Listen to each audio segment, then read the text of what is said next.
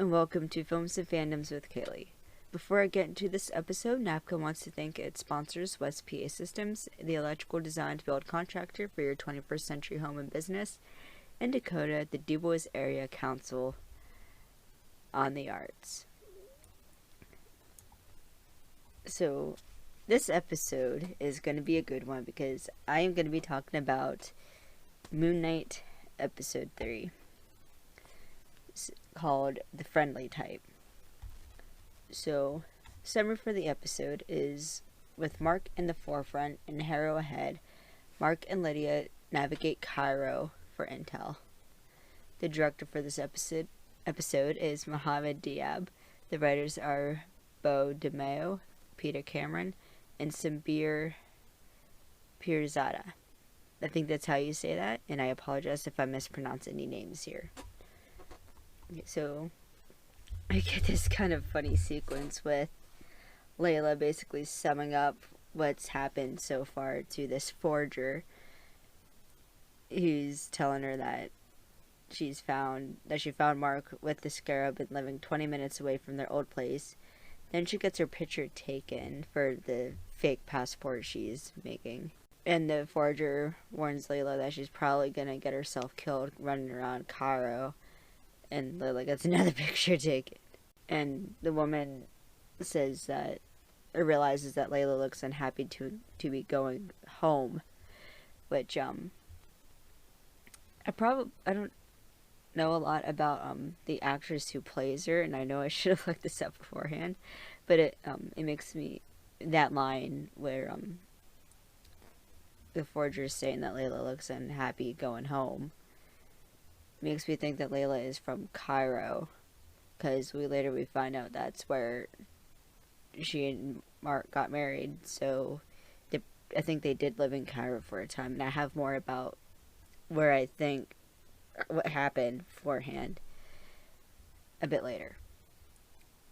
And Layla says she's anxious, and the woman, it looks like a marshmallow in a drawer. And they're like in a jar, and the jar's in a drawer. But Layla seems like the candiest. I don't know if it's some like Egyptian like treat or some Egyptian candy, or if it's like a marshmallow. And revealing that it's been 10 years that she's been back. And the subtitles say her name's Ligaro. And she asks if Layla thinks she's burned too many bridges. All those stolen relics and cheeky antiques. And Layla says that she doesn't steal, as they've already been stolen, which people forget. She's taken them off the black market and returns them to the rightful owners, given a few to pay the bills as she helps assemble the fake passport. Which I know the last episode I did was on the first episode of Leverage, and one of the lines that is repeated is, we pick up where the law leaves off, and I got that same vibe from that. And there's actual, like, those are real things that happened, where people will, will buy art on the black market, and then the rightful owners have a hell of a time trying to get their art back, or whatever it is back, because as long as you got the right paperwork, you can basically do anything, as Leverage taught me. So, yeah. But Ligaro was like, clever you, not so innocent anymore. And then asks what Layla's father would think of his scarab. And Layla says they'll never know, and she can't believe he let her teach her how to do all this. And Ligaro says her father indulged her, asking if his dig sites were any place for a child. Then says archaeology is one big mess of obsessive bookworms. And then Layla hands her a passport cover to give to her, telling her whatever happened in the desert is lost to the sands.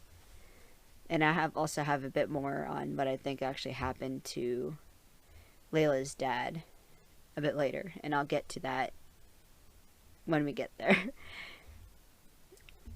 And Ligaro says it's a hard thing, exhuming the pain of the past, easy to get stuck and fixate on what hurts you. Layla says she won't do either. Ligaro says, like, she isn't already. Then Ligaro says she misses him too, but it's Layla's baggage, not hers. He hands over the fake passport, warning to avoid her own haunts, and that she worries about Layla. And then tells her to have a good trip. Layla gives her a kiss on the cheek, and then they leave. Or she leaves. And then we find that Harrow has discovered where the scarab, or is following the scarab, and finds the tomb. And also, because a woman tells him, we know that Harrow knows that Marc is tracking them. And everyone seems really happy that they found Amit's tomb. Then we get this cool run across the rooftops with Marc, who spots 3 goons after they've killed someone and tells them we needed to talk to that guy. We needed to talk to the guy they killed about a dig site, and he's gonna have to talk to them instead. Then the only way I can describe him is a weird mustache, because he has like this weird, like, thin mustache on. And tells Marc that it's too late and he's never gonna find Harrow, and he pulls a knife out. It actually gets some pretty cool, clever work, and he's showing off as he, like, flips the knife in the air, catches it, and then does like a semicircle in the knife with the blade, like, scraping against the roof. Marc's like, oh, what are we dancing? We fighting? What are we gonna do? All sarcastic, like. And it's actually a pretty interesting fight. You see that Marc's using more blocking and defending moves. And he's using more, like, his knees and his palm. And in fact, there's one moment where Marc goes to punch a goon. But then, like, he makes the fist. But then, like, before he, like, hits the guy, he uncurls his fist and uses the palm of his hand. And also a guy misses a knife throw. Then we get we get more showmanship from the mustache goon. And Marc kicks his ass, unsurprisingly. But I must say, props to the stunt crew and also Oscar Isaac and any, like, choreographers that were involved in that, because that was an awesome fight. We then see Steven because he has the goon against the wall. And Steven is in the knife blade reflection, telling Marc not to kill him, and then then Steven fronts. Marc wakes up in a cab, and then discovers that they're on their way to the airport. Marc gets out after he spots the goons, and then we get a chase through the city, and I feel bad for the taxi driver because he just wanted to get paid. But what's interesting about this chase scene that happens is, instead of it being all, like, close up shaky cam, it's like it starts off initially with, like, a bit of a distance with the shaky, but it goes into more distanced tracking shots, and it's, like, aiming down, and you can, like, barely even pick out the goon and Marc. And they're also, like, climbing over trucks and stuff, too. So it's a very, like, technical chase scene, but not, like, how a normal chase scene would normally be shot in these kind of things. Especially a Marvel production. And Marc gets a hold of one of the goons and has him against the building. And Marc asks him where Harrow is and is hitting his head against the wall. Steven's in the mirror telling Marc that's enough. But then Marc gets hit in the back of the head, and we get the flashes, like, another altar is fronting. But then we cut back to, like, a roof, and we see Marc's fronting again, and the goon he was interrogating is now at the end of his knife, fallen dead, as well as another goon is dead. Marc asks Steven what he did, and Steven swears it wasn't him. Marc asks who it was, which this is the first hint we see in this that we've seen so far. I haven't seen the 4th episode yet, so I'm only going up to episode 3. I'm hoping to get 4 out soon, but that's another conversation. But judging by that scene, it looks like there will be a 3rd altar, which, if I've seen the comics and understand correctly, the altar's name is Jake Lockley, but also the hair is more slicked back when Marc goes back to fronting. So, interesting little detail there.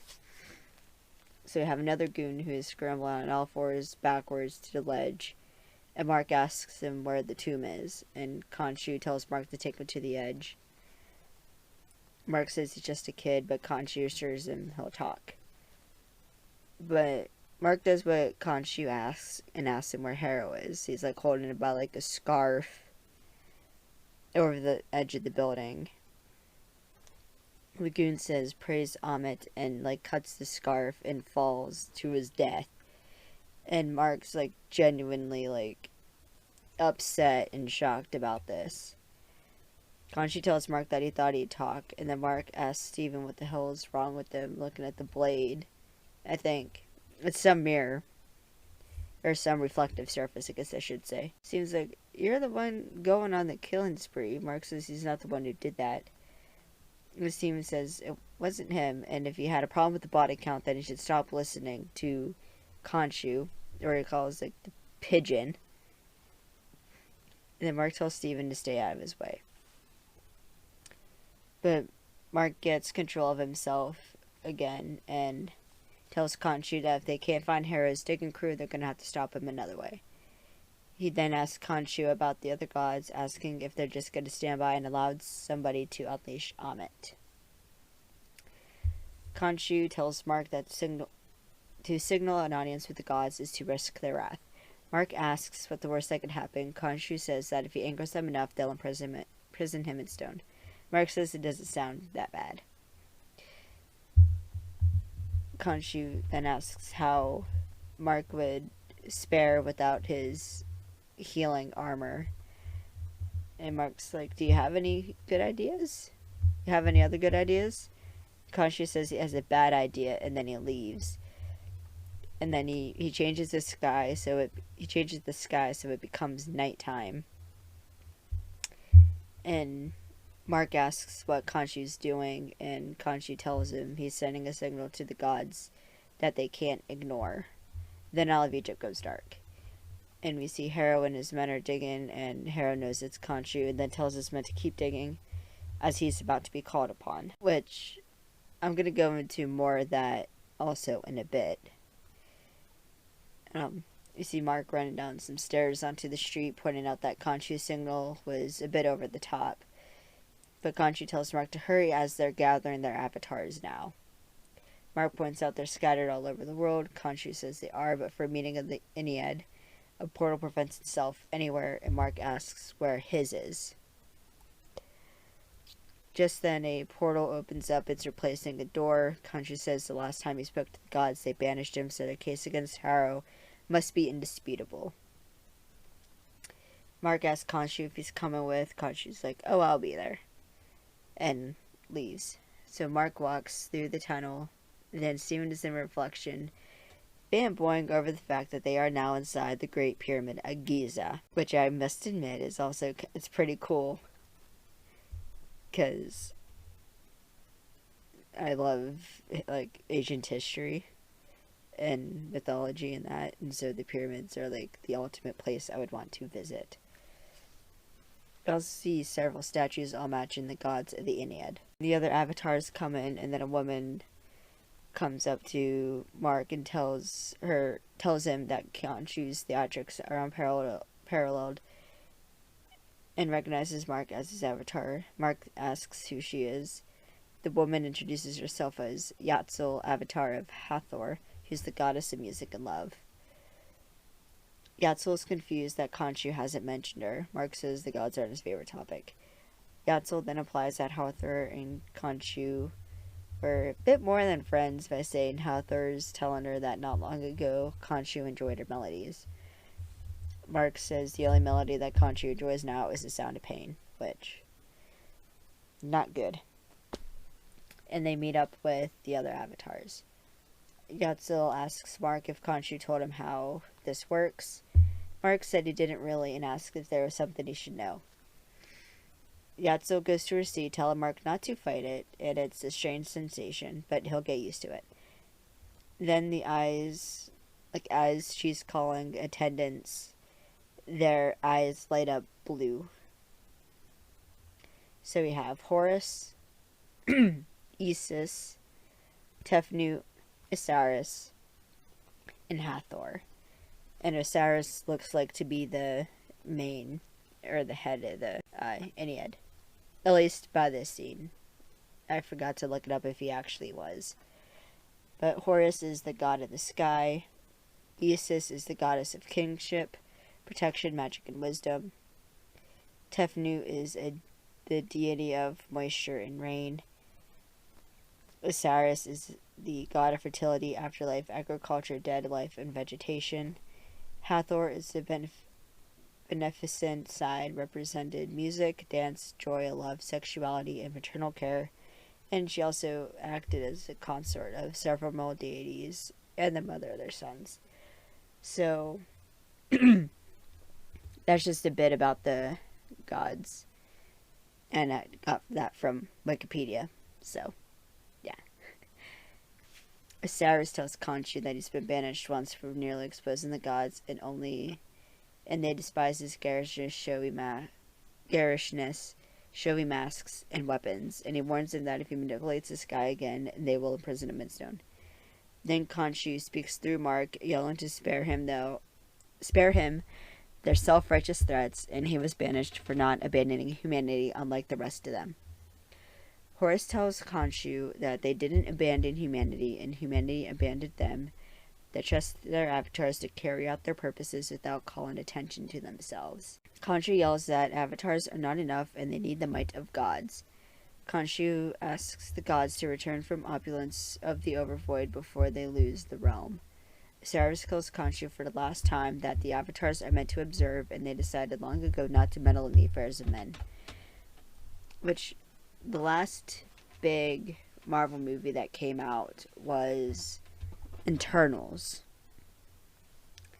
And I haven't actually seen Eternals yet, but by my understanding by the trailer is that the Celestials were not allowed to observe, or they weren't allowed to meddle in the affairs of humankind. So this makes me wonder, because we have like the Norse gods with their stories, and now we have the Egyptian gods, and then we have the Celestials, which makes me wonder like how exactly, like how these all different things interact with each other, because each has their own like stories of the same things, if that makes sense. Like every mythology and every mythology basically has some origin story and like a destruction story, and its heroes and its villains and different like meanings to those stories. And so I'm curious if like the Egyptian gods ever interacted with like the Norse gods, or if like they're completely separate things that don't interact. or if, like, because it seems like they did, because they decided long ago to not meddle in the affairs of men, which makes me think that they did at one point in time. So it's interesting to think about. Then I believe it's Tefnut says they'll decide the best course of action for Khonshu to speak his purpose. Khonshu then calls upon Arthur Harrow for judgment. Issac asks on what charges Khonshu says for conspiracy to release Mohamed. And Marc seems to be getting very worn down by this, because he's like breathing heavy and he's like he's getting lower to the ground, like almost on his knees, kind of. Issac says it's a heavy accusation, then asks to summon the accused. Harrow comes in, and Harrow obviously knew this is coming and knows how this works, obviously, because as soon as he steps in, he starts turning the gods against Khonshu, saying that since he's there with Marc, he's up to something nefarious, and Khonshu asks if he was there to release Mohamed. Harrow denies it, saying that he was there visiting the sands, and reveals that Khonshu has been searching for Mohamed's tomb since he was his avatar, saying his vision was obscured by jealousy, paranoia, and Khonshu yells that he's a deceiver. Harrow then says to not trust the word of a shamed god, and that he's unhinged and Marc's unwell. Hathor asks what he means. Harrow says, okay, so this is actually a slight trigger warning for either people with DID or people who are sensitive to medical gaslighting, because that is essentially what Harrow starts doing. Is it starts saying that, like, this is a man who literally does not know his own name. He has a marriage certificate under the name Mark Spector, employment records under the name Stephen Grant. I've seen him talk to himself, and the whole times Khonshu's yelling that he's a liar and to shut up. And Harrow continues, saying he's heard him threaten himself and has no idea how many personalities he possesses, then calling him insane. Which is not cool, because I literally know a couple people who have dissociative identity disorder, and it's a lot, and hearing other people's stories, it's a lot more complicated than just a whole, like, personality. And they're not insane or crazy, which is exactly what Harrow's trying to make it seem, as if,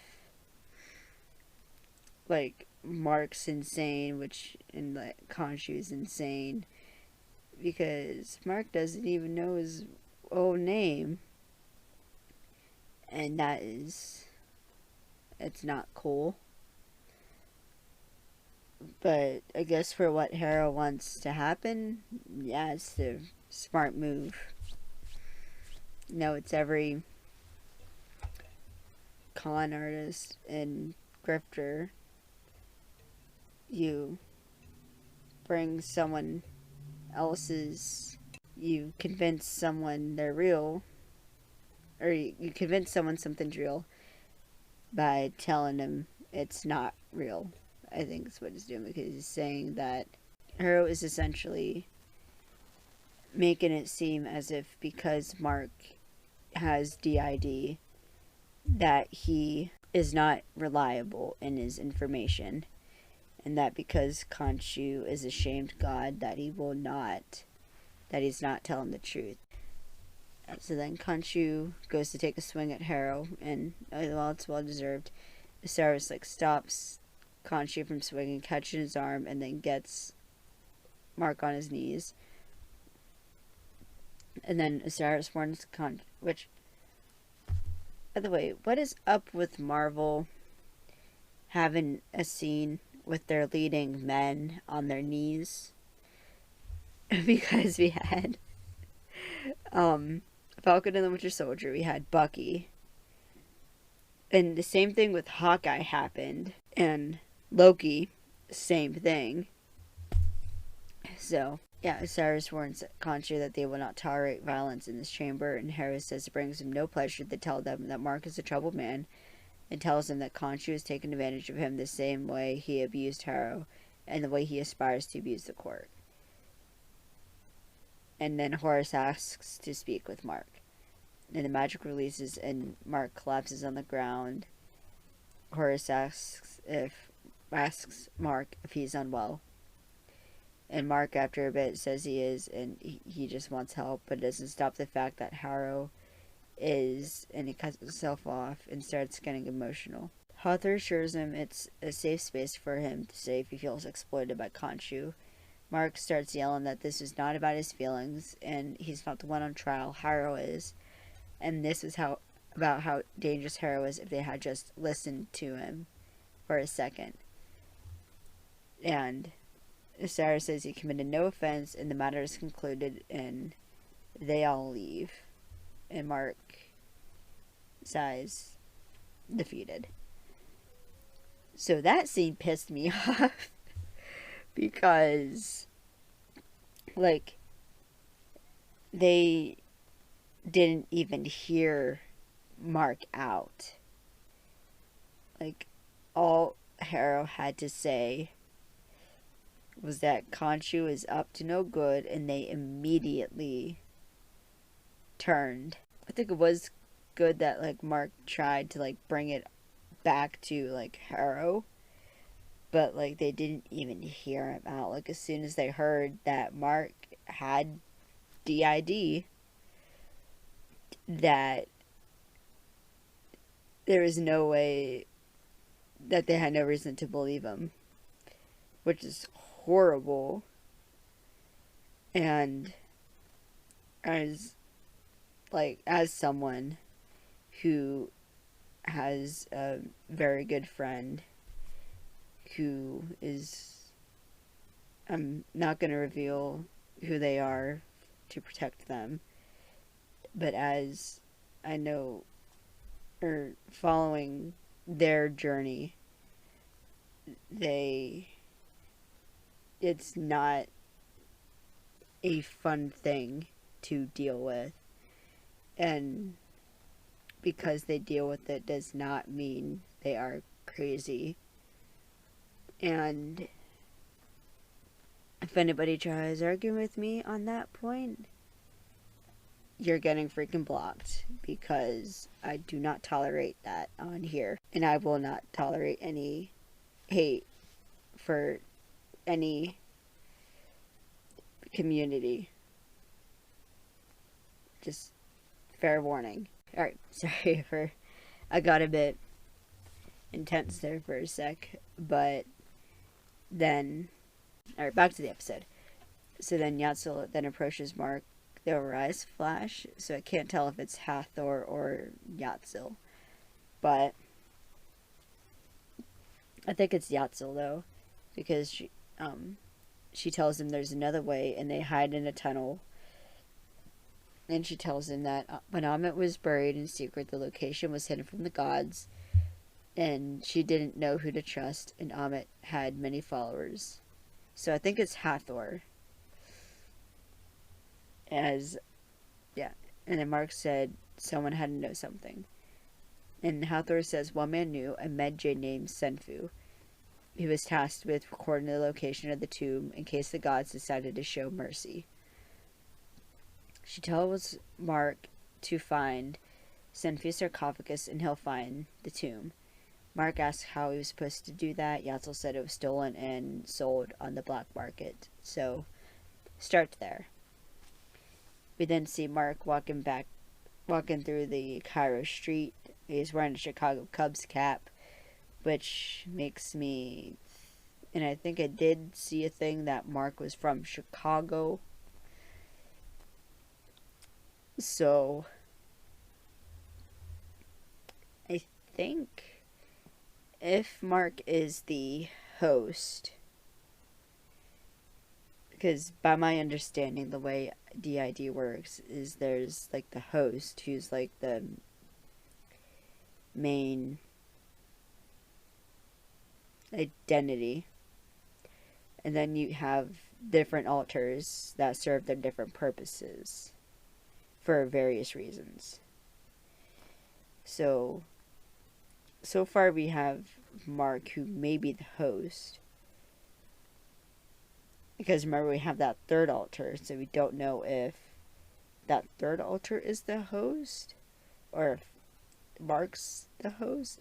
I think Marc's the host though, and Steven and whoever the third alter is whoever the third identity is another alter. So yeah, it also makes me wonder how, because Marc was in Chicago, or is from Chicago, so then, and Layla is, I think, from Cairo. So how did Steven end up 20 minutes?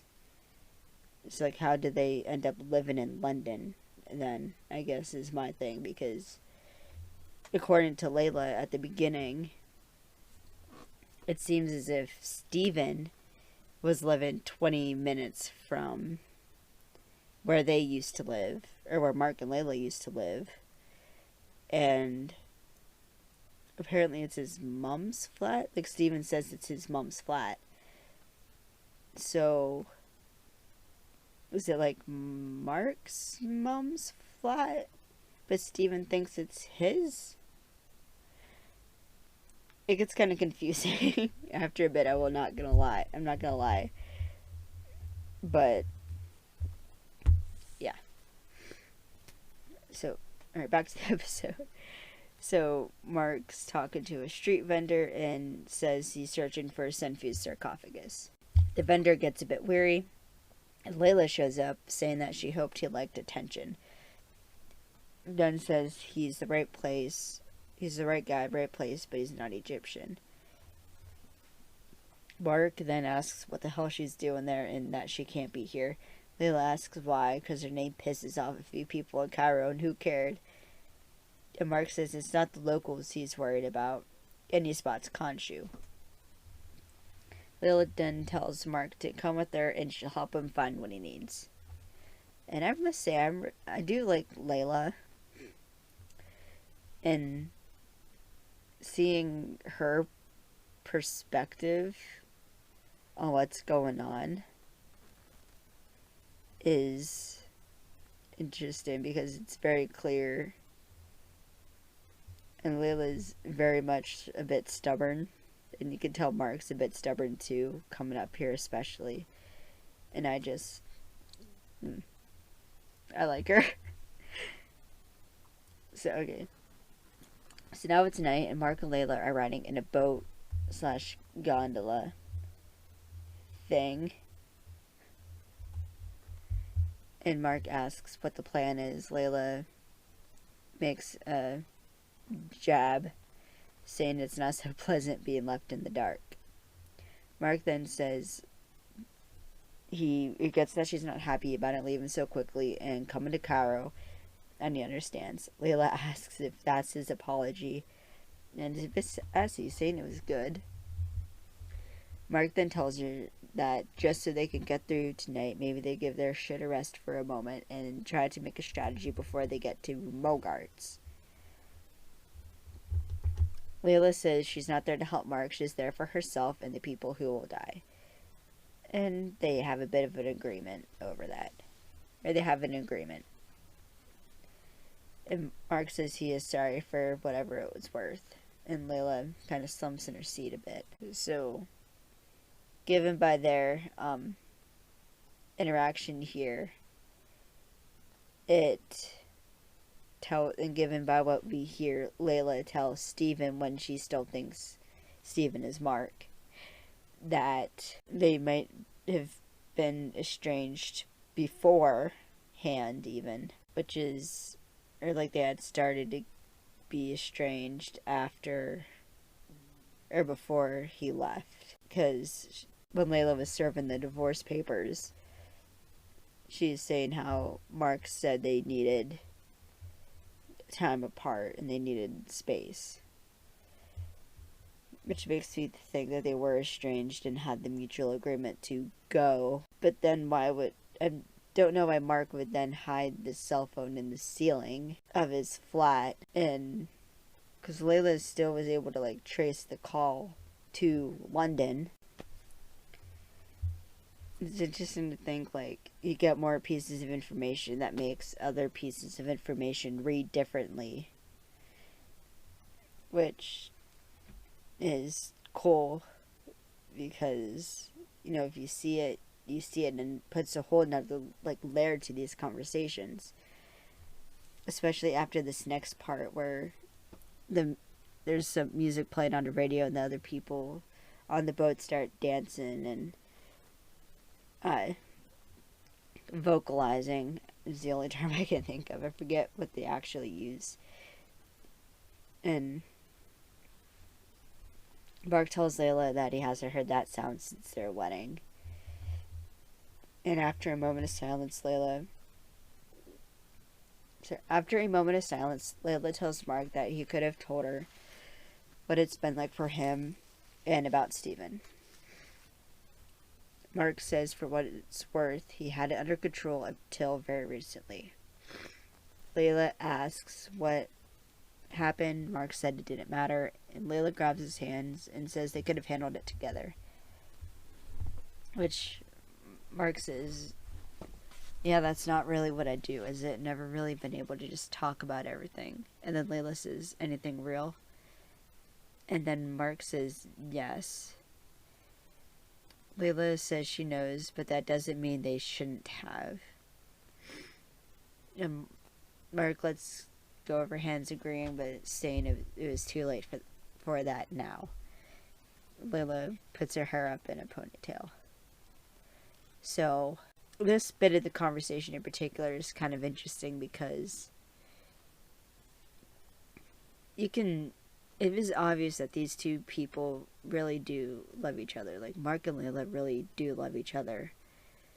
And something happened, obviously, that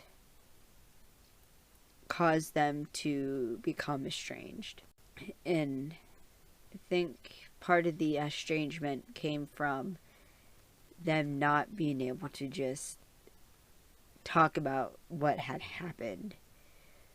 Which, now I say this as somebody who was only ever in one relationship in her life, but the key to relationships are communication. The key to relationships is communication. So it seems that somewhere along the line, they stopped communicating properly, which is why somehow Mark ended up back in London 20 minutes from their original place, and then Steven fronted. And I think Layla, I don't know, we don't know where Layla was before she found Steven in London. But yeah, it's interesting to consider, like, how did we end up here. Alright, so after Mark says it's too late for that now, Layla puts her hair up in a ponytail, which, must say, hair up in a ponytail, always a sign someone female was involved. Because realistically, if you're about to get into a fight, you would not have your hair down, and you would not be in high heels.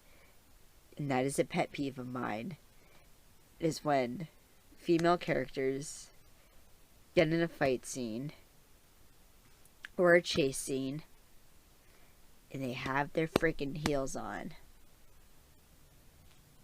like, this is what I love about, like, Leverage is, like, Leverage, most of the fight scenes involving, like, or any scene involving Sophie, really, and she has to get into a bit of a tussle.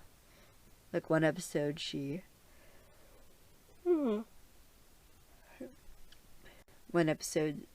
Sophie takes on an assassin with a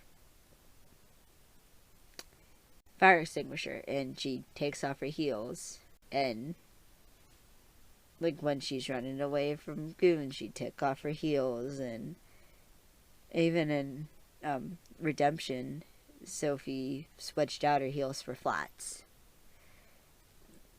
And so, yeah, putting hair up, always a good thing. Alright, so Mark says they need to get their story straight, and then we see them at the dock, getting bags out of the boat. Mark says that Mogart has a lot of friends. Oh, sorry. I think I forgot to say, after Layla slumps a bit, Mark then asks if Mogart really has the sarcophagus. Layla ensures him he will as she's asked around, and she continues by saying that Mogart's collection is prime gossip to those who deals in antiquities. I can't remember if I said that already or not.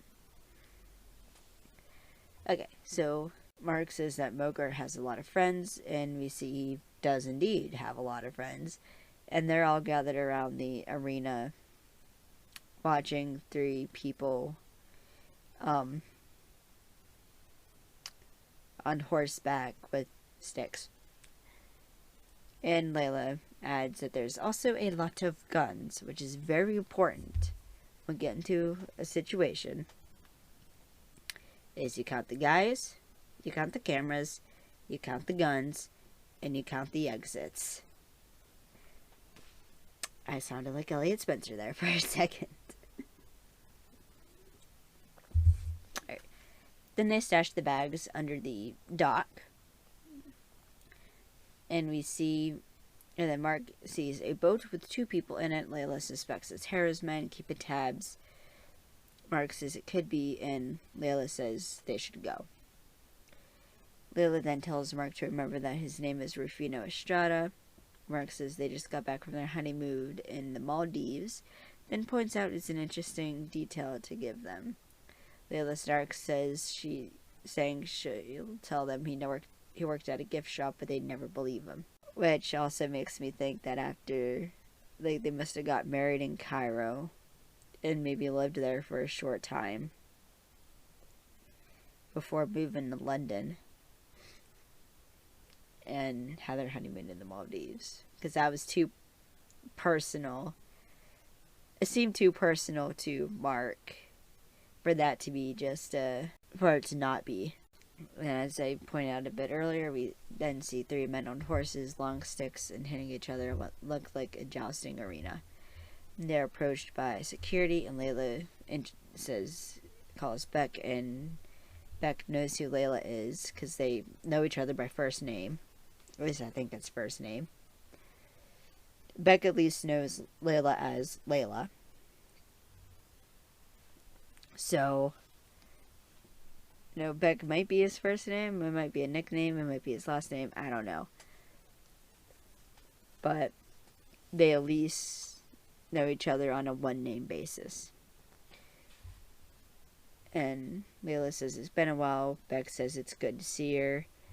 And then Beck leads him to the arena fence where he says that who we learn to be Anton is waiting for them.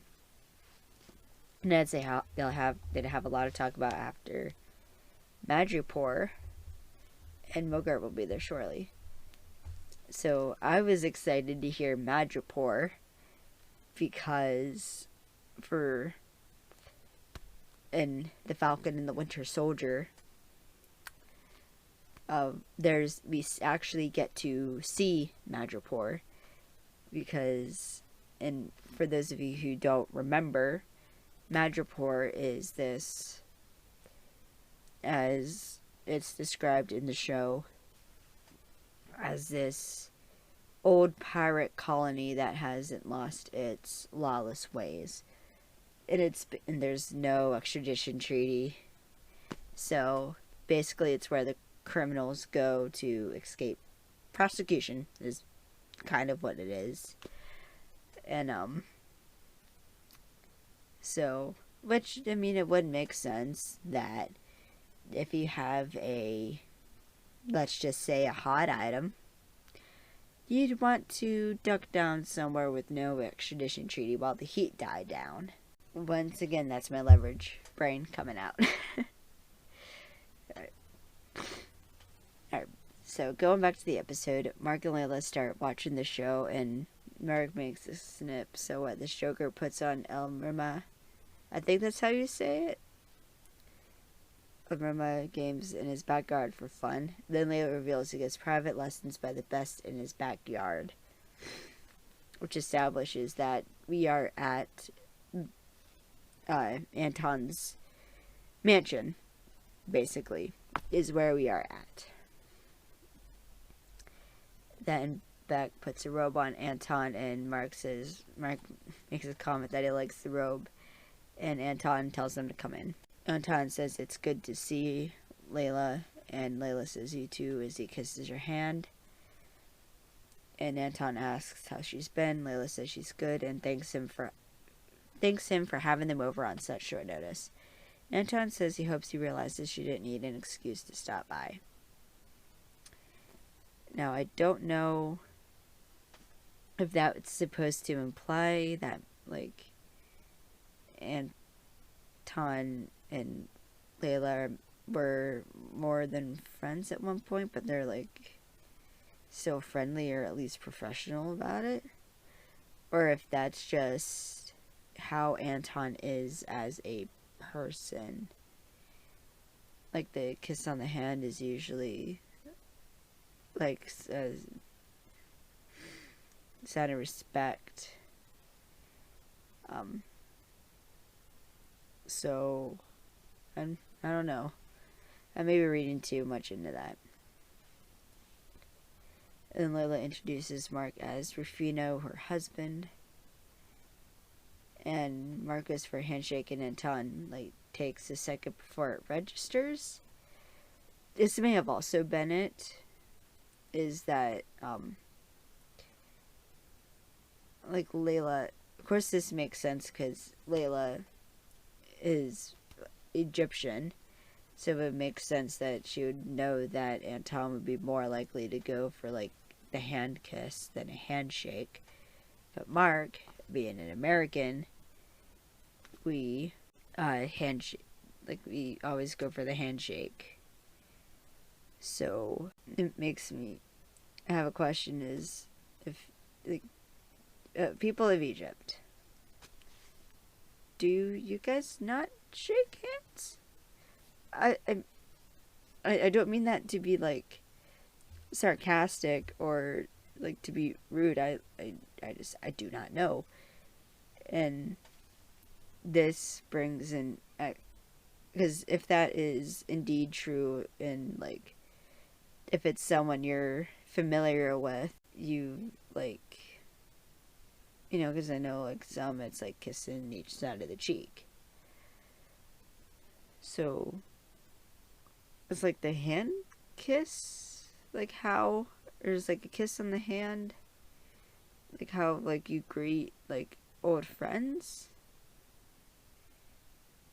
and that's supposed to show a layer of, like, how Anton and Layla knew each other, or if it's, because I do get a, because thinking about the episode now, there's a kind of tad hint of, like, jealousy, like a bit, like, sizing up between Anton and Marc in this scene. So, or in a bit here at least there is. So it's be interesting if that's, like, the case. Or I could be reading too much into it. I don't know. Anyways, as they are walking, Anton tells them that he hopes they understand it's more than just a collection to him. And preserving history is a responsibility he takes very seriously. Layla's like, it's a self-appointed responsibility that you alone are able to enjoy, no? And Anton says he prefers it to see it as a philanthropic effort at preservation. And asks why they're interested in Senfi in particular. Layla tries saying it's about their purchases, but then Anton says he wants to hear from her husband. And Mark says he would just like to take a closer look. Now, this is where I get a vibe of there's definitely a challenge here in some sense between Anton and Mark. Because Anton, I think, is trying to make sure Mark is legit, but also Mark doesn't know about Egyptian antiquities as much as we're about to find out. But also Anton just lets them go. So, is it more on Mark's part that there's like a bit of sense of jealousy? Or it might be, or it could just be more just wanting to get this done quick so they can go. And because as Layla and Mark are walking over to the sarcophagus, Layla tells Mark to let Steve in front before he blows their cover. Mark objects, then asks Layla what he sees. Layla says their burial practices are in line with the Studentwatchen? I think is how you say that. I do not know how to say that. So, then Mark questions what she means. Layla simply says that it's legit. And that all the literature is to guide the dead. Or all she's seen is literature to guide the dead, and there's no location indicator. And Steven's reflection is in the mirror above him. And Steven tells Mark that the information has to be unlocked and it's coded. Mark tells Layla to give him a minute and he needs to talk to Steven and to keep Anton occupied, which is what Layla does. And she goes to leave. Mark asks Steven to talk to him. Or Mark's like, alright, you want to talk? What? Alright, you want to talk? Alright, you want to talk to me? What do I do? It seems like, what to do? Give me the body, and you piss off. And Mark's like, damn it, there's not time for this. If there's something you know, you gotta tell me. And Layla is trying to tell Beck and Anton that Mark needs a few moments alone, and he's praying. And Steven says if Mark's gonna expect his help, it isn't gonna be while he was imprisoned. Mark then threatens to cause a bloodbath, which causes Steven to finally give in. And Steven guides Mark on how to fold the piece of paper, or it might be cloth. I think it's cloth actually. To make a constellation, but then Beck grabs Mark's shoulder, and Mark fights Beck for the gun instinctively and then points it at him. But Layla's being held at gunpoint, telling Mark to stop. Mark curses and gives the gun back, puts his hands up, as Beck puts the gun back on Mark. Anton asks if they thought he was an idiot. But then Anton tells Mark to get on his knees, and Layla's trying to tell Anton to stop. And Anton tells Mark to get on his knees again. And then Anton then turns to Layla, saying he was ready to make peace with her. She gets brought inside, and Layla tries telling him that they're trying to save many lives. Mark tells Anton to look inside the sarcophagus, and there's something big in there. Beck then tells Anton something, and the subtitles say it's in French, though I do not know if it's actually French. But then Anton looks back and says there's a concerned third party there. They head out, still at gunpoint, and we see it's Harrow with 2 goons. Harrow says whatever Marc and Layla told him, he could offer something more tangible. He then shows the scarab, and it's hovering. And Harrow tells Anton, like, why settle for a clue when you can have the whole treasure? Layla tries telling Anton to not listen to him, as he's the one trying to stop them from reaching their goal, but Anton's interrupting her, yelling at her to shut up. And Layla's like, he's gonna kill millions, and to trust her. Anton asks if she's really talking about trust. Harrow gets involved, saying there is no need to descend into violent accusations, as each of them have more in common than they think. And Harrow tells Layla that she keeps thinking that distance will prevent the wounds from her father's murder from reopening, but something stands in her way. So, what's interesting here is reading the body language of everyone in this scene, because Marc looks over to Layla, says that tells me that she didn't know, or that he didn't know about that. And also he immediately reads that Marc doesn't tell her the truth, and the whole time Marc's shaking his head like, you, like, don't say it. And Harrow says that Marc doesn't tell her because he knows if he does, she'll see him as he sees himself, as unworthy of love. So I don't know if this is supposed to be Harrow cold reading / hot reading Marc and Layla and Anton here, or if this is supposed to be like Harrow's, if it's something to do with like his connection to Amit. But for those of you who don't know, the cold read is basically where you read someone's body language to guide your responses, and it's what a lot of psychics use to get information out of people, whether it's like the way your mouth moves, or a way your eyebrow lifts, or the way like you crinkle your, like your way like you turn your nose, or how your posture changes, or anything like that. People can read and get information off of you that they can use to convince you they're telling the truth.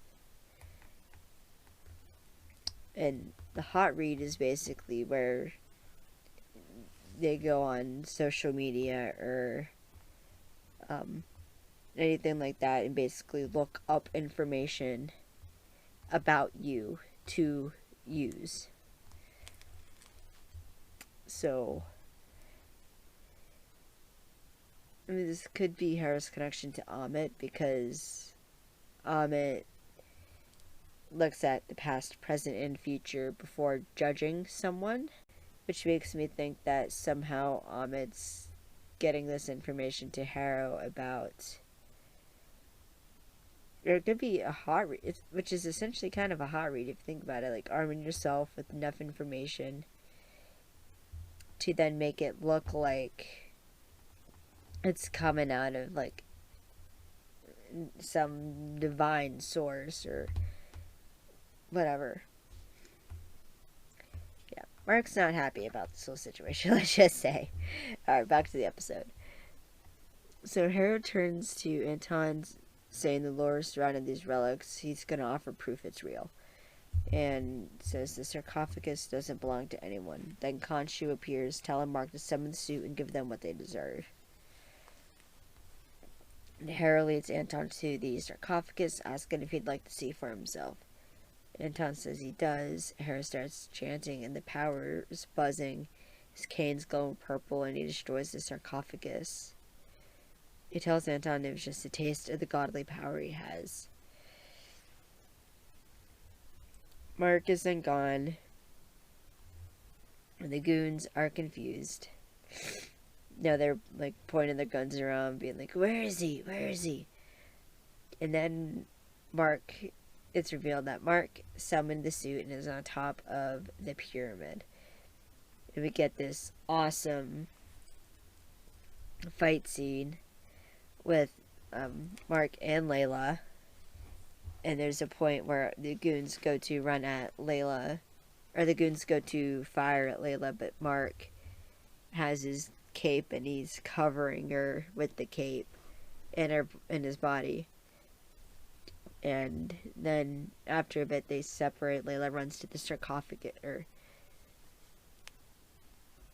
Layla runs to the sarcophagus and she's trying to figure out the clue, but then she runs into Beck as Marc is fighting.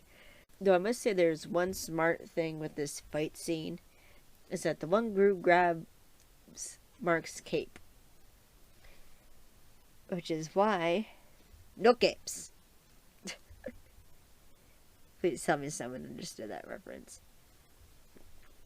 Okay, and I like this fight scene between Layla and Beck because Layla uses her she picks up some of the glass, throws it at Beck, like kicks him, and then uses like this log to hit him, and then she fights off his knife and stabs it in the mummy. And there's this funniest moment. Marc's fighting, Steven's telling him to stop, then he's like choking someone. Steven asks to give over the body. Then Steven's fronting. He's in the Mr. Knight suit. He lets the goon go as he like falls to the ground. He's like, "Oh, sorry, you alright?" And then he's like, "Alright, time out. Time out." We're all worked up. Let's just calm down, chill the F out, and let's talk about this. But then Steven gets stabbed a few times with the pole. There's like, "Okay, take the body, Marc, take the body." So then Marc fronts again, back in the Moon Knight suit. And Layla uses she has like this crescent moon collar, or like this crescent moon like necklace on her shirt, and not necklace on her shirt. She's wearing this necklace, and then she like grabs it, pulls it, reveals it's two sea blades, or two blades, a lot like what Marc has in the chest plate of his suit, because you could just pull him, throw him, and it seems like he has some kind of recall with him too, which is interesting. And Layla's able to defeat Beck. So Layla gets the gun and takes a goon out. But then she gets knocked down by Anton. Marc has the mask off and he yells for her. Anton's on horseback and grabs a pole.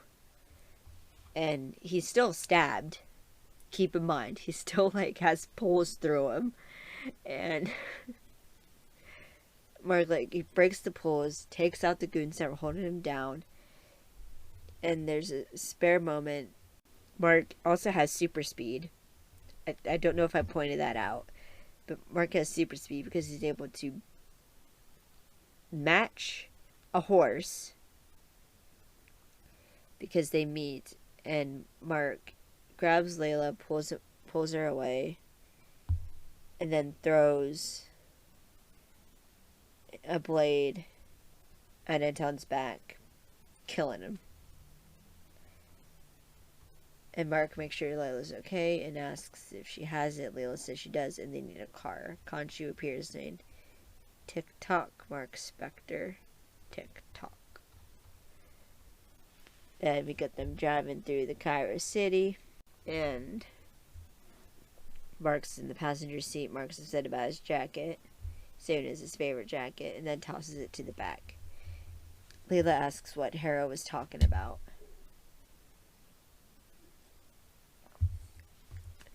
Mark asks what she meant as he's changing his shirt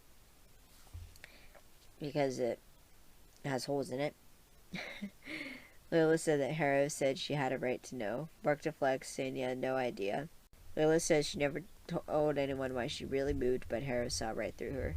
Mark's like, he's just messing with you, trying to get in your mind. Don't let him. He's got this idea that he can see the true nature of people or some baloney like that. And if that weren't true, he wouldn't have homicidal maniacs as his disciples. Layla asks if it's not true what he said about him. Mark assures her it isn't, and he's just trying to divide them and to not let him get to her head. Layla says that every time she learns something new about Mark, she thinks there couldn't possibly be any more secrets between them. Then something else pops up, and it's like she doesn't even know him at all. Mark says she doesn't, and she hasn't, and she don't. And there's this awkward silence in the car, and they clearly did not like fighting. And I feel like this is one of those moments here where the character is the protagonist, not the hero. Because I feel like this is one of those moments where you don't really like Mark. Because it's very clear he's like, in the beginning, like, Mark's is a jerk. I mean, he abandoned Layla, served her divorce papers, and, like, did not contact her for a good amount of time. And now it's very clear that he doesn't want her there because what we also like get in episode 2 that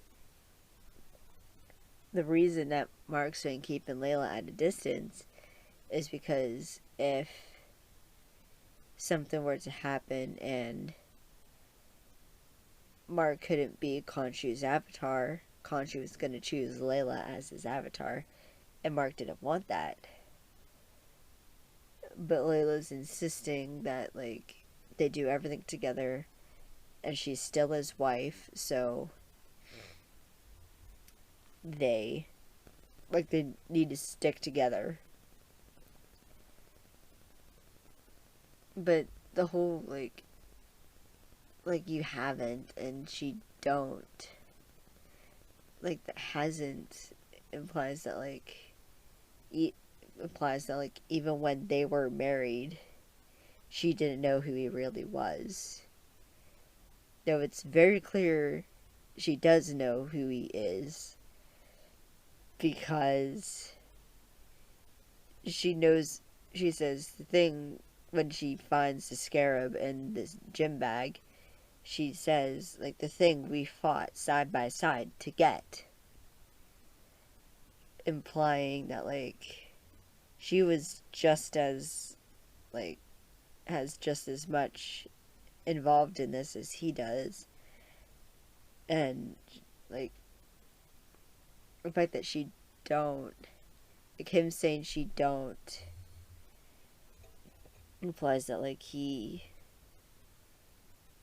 has essentially been lying to her and, like, projecting himself or presenting himself as this, like,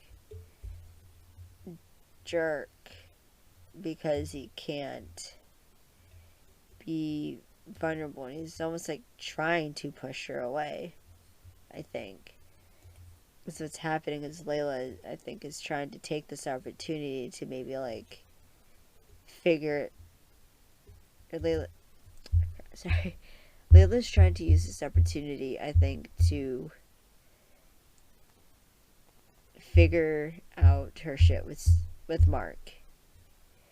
But Mark is keep wanting to push Layla away. One, I think because he doesn't want to hash his shit out with her. Because I suspect there's going to be some ugly truths that are going to come out. And I don't think neither of them would want to hear it. So it's this like awkward kind of standstill. Where it's like, yeah, I love you. And I will always be there for you because I promised you I would. But you are not I don't know who you are anymore because you've changed so much, and I'm not sure, I love the person you've become anymore. Which is kind of this, heartbreaking thing because, as we're about to see here, Layla, is understanding, at least, of Mark's dissociative identity disorder. Using, at least mostly, I think, the right terms, referring, in a bit here when they're trying to solve the puzzle, and Mark's getting frustrated that, he can't solve the puzzle, and it's gonna take forever. Layla says that they need Steven.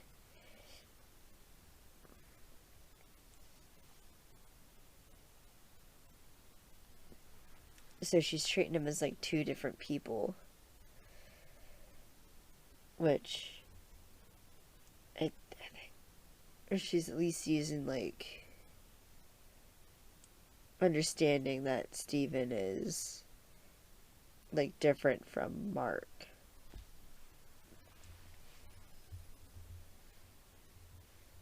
And it's kind of funny that because Khonshu's taunts him saying, I summon the gods, you summon the worm. He won't return the body. And Mark's not happy about this. And it was like we can't wait anymore. It's okay, and just let go. And Mark breaks the side mirror off, and Layla says they don't have time. Then Mark grabs the cloth bits and walks away and looks at the mirror. He gets on the ground, and he looks in the mirror and tells Steven he's in. And Steven then fronts and thanks Mark. And then Steven starts taping the puzzle together, making it into a star shape, and Layla walks over and sees it's Steven. So at least she's starting to recognize the differences between Steven and Mark. So that's good. Mark's still acting like a dick, though. But then again, he's not the hero. He's the protagonist. A very clear difference. Because we're supposed to like the hero. We're not supposed to like you don't have to like the protagonist, but you have to like the hero. That's the difference. Because if you don't like the hero, then it's just not a good story. And, alright, back to the episode. As Steven's taping the star together, he's explaining that Egyptians invented modern navigation. And there's not a lot of landmarks in the desert, so they use the stars and the sun to navigate, and it's genius.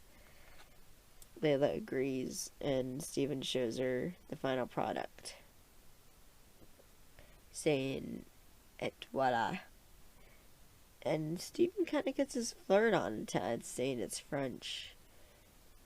And Layla seems to like it, which makes me wonder if, Layla's falling for Steven.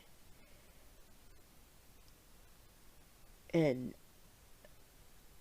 while trying to repair her relationship with Mark.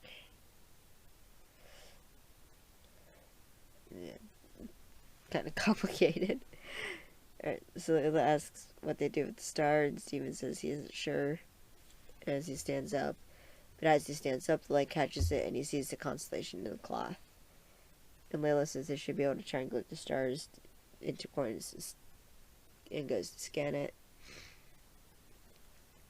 Steven explains that it's not as simple, just as Layla says it's not working. Steven explains that Senfu marked the tomb like 2,000 years ago, and stars drift over time. It's not a lot for stars, but it's enough to put them off for miles. And says they need to look at the sky the night. They need to know what the sky looked like on that night. And Khonshu says that he remembers that night, and he remembers every night. Which sounds really heartbreaking if you think about it, because like that much memory would be agonizing. I mean, ugh. Alright, so Steven and Layla climb up the dune. Layla gets her tablet ready. Steven calls for Khonshu. Khonshu tells Steven that he can turn back the night sky. Then Steven asks how. Khonshu says it'll come at a cost, and he can't do it alone. Then Khonshu then appears beside Steven, telling Steven that when the gods prison him, tell Mark to free him. Steven suits up in the Mr. Knight suit, and Khonshu tells Steven to copy him. And we get some cool CGI as they literally turn back the sky to look like what it did that night. And Layla is waiting for a tablet to beep. Harrow's seeing this as well. And then Layla starts scanning the sky, and Harrow says that Khonshu brought this upon himself. We see the gods start chanting, and slowly a piece of stone starts to look like Khonshu. Steven says he feels his energy getting weaker, and finally Layla finds the constellation and gets the coordinates. Khonshu gets imprisoned in stone, and Layla helps Steven up, and then he passes out. And I find it really interesting that she calls for both Mark and Steven.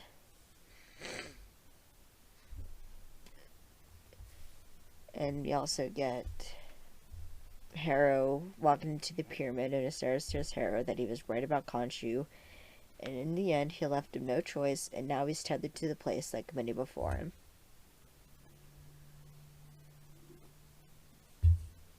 Harrow asks if he can hear him. Sarah says they think he can. Harrow then walks up to Khonshu, asking if he could tell him a secret, and he enjoyed dealing out pain on Khonshu's behalf, and it's the greatest sin he carries. Now says he's grateful, as if he hadn't broken him so completely, he'd never know the value of healing. Harrow picks up the statue, telling him he's going to do what Khonshu couldn't, and when he's finished, he wants him to remember one thing, that is, Torment forged him, and he owed his victory to him. And that's the end of the episode. So I do have a couple notes. So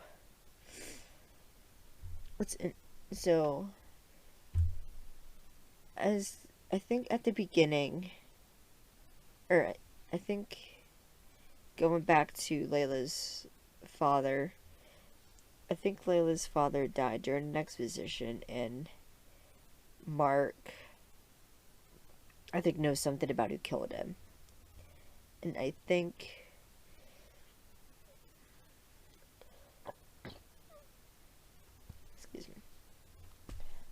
that when Mark and Layla were in Cairo when they started digging for the scarab, and it could be that, or digging for something. It might be, I don't think it was the scarab, but it might be the tomb. They were trying to dig for the tomb. Something happened. Mark died. And when Khonshu resurrected him, he had Mark kill the archaeologists. And I think maybe the archaeologists turned because, as we heard earlier, they were like on their knee. They were like executed, basically. bullet to the back of the head. So I'm wondering if the archaeologist had turned on Mark, and Mark died, and Khonshu resurrected Mark, and that's when Mark killed the archaeologist. Or as because that third altar, because this is probably like, or because obviously Mark knows about it, and I think, if I remember correctly from episode 2, I think when Steven's questioning Mark about like what happened, Mark says it wasn't what it looked like. So I'm wondering if he doesn't remember because it was that third altar, which we clearly see to be like more brutal than even Mark is. So, or it could even possibly be that third altar was the one who caused like when Steven fronted again, when he had like the blood all over his hand and the scarab back at the village in the Alps. So, but also somewhere along this line, I'm wondering when exactly did Steven come into play? If like after, like from dying and resurrected, I'm pretty sure it would classify as a trauma, which again, not professional here, but by my understanding, a DID occurs when there is a trauma, and it's the brain's way of, it's a defense mechanism, I think basically is what it is. So I'm pretty sure that would classify as something that would cause, or where altars would happen. So yeah.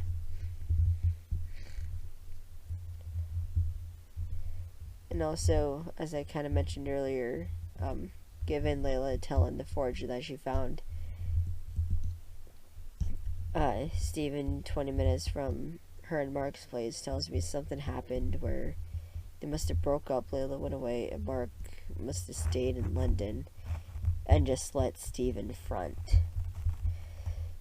because it seemed to have been happening for a while, where Steven had trouble sleeping, and he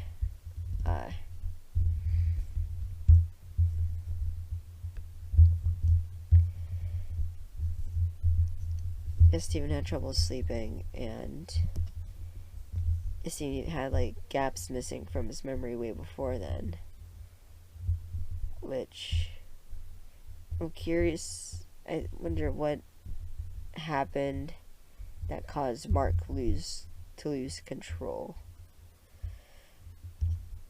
because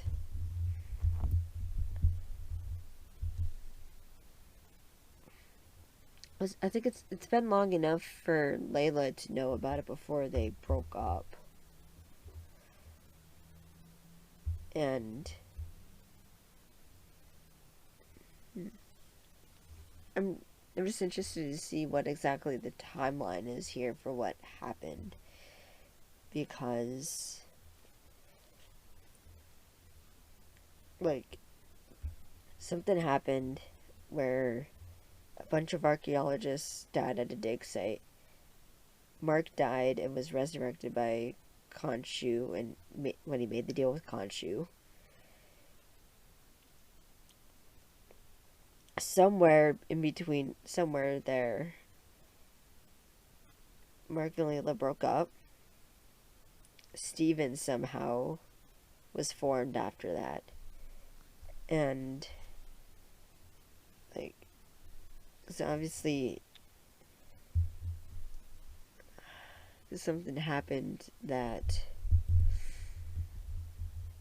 caused Mark to not have control of the situation anymore. Because Steven was living, like, relatively normally before he knew about Mark's existence. And it seemed like he had managed to keep those two separate. His activities as Moon Knight and Steven's life. And it wasn't doing a very good job at it because, like, we know he was, like, messing up dates and,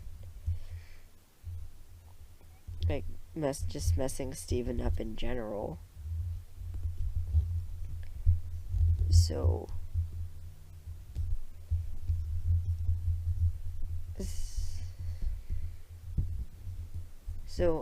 I'm wondering if, now that I'm thinking about it, I wonder if what went wrong had something to do with how, when Steven fronted and he had his, like, jaw displaced. It's one of the grossest scenes out of a Marvel movie, out of a Marvel property.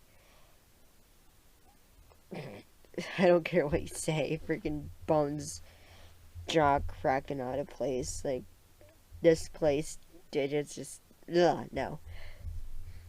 So, obviously something happened there. Mark lost control. So I'm curious to see if we find out what that is.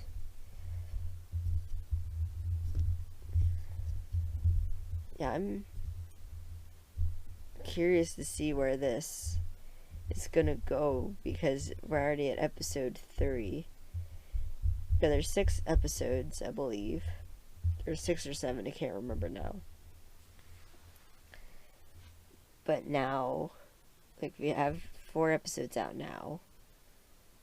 And by what I've been seeing, it seems like there's, like, obviously, like, the ending is going to be Mark and Layla, or Mark, Steven, and Layla stopping Harrow from, stopping Harrow from opening up Amit's tomb and releasing her. So, another question I have after the whole Steven and Mark passing out, or Steven passing out, does that mean that they'll still have their powers? And with Khonshu getting to prison, will they still have their powers? I mean, cause there's not exactly, I mean, like, if Khonshu's in prison, does, like, the connection go away? Like, because there seems to be some kind of implication that Khonshu was tethered to the suit. So, I'm curious to see what that will bring. Alright. Thank you so much for listening. Alright. Try that again. Alright. Thank you so much for listening. To learn more about NAFCO, you can head over to nafco.org and follow us on our socials, which will be linked, follow us on our socials, linked on the website. In the episode, we'll also, let me start that over.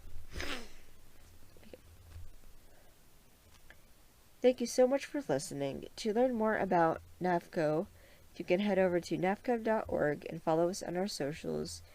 Link to the website and learn more about our sponsors, which will the link to our website will be in the episode description, as well as my personal website, which you can find me talking about. You can find my blog posts, you can find my links to my other projects I'm working on, and you can also donate to NAFCO to not only support the website or support the group, but also support the podcast. Alright. So the next episode, or the next podcast episode, we're going to be talking about episode 4 of Moon Knight. It should be crazy. It's going to get fun, and I can't wait. Thank you once again. Make sure to leave us a review and rate us on iTunes. And thanks so much for tuning in. And see you all in the next episode.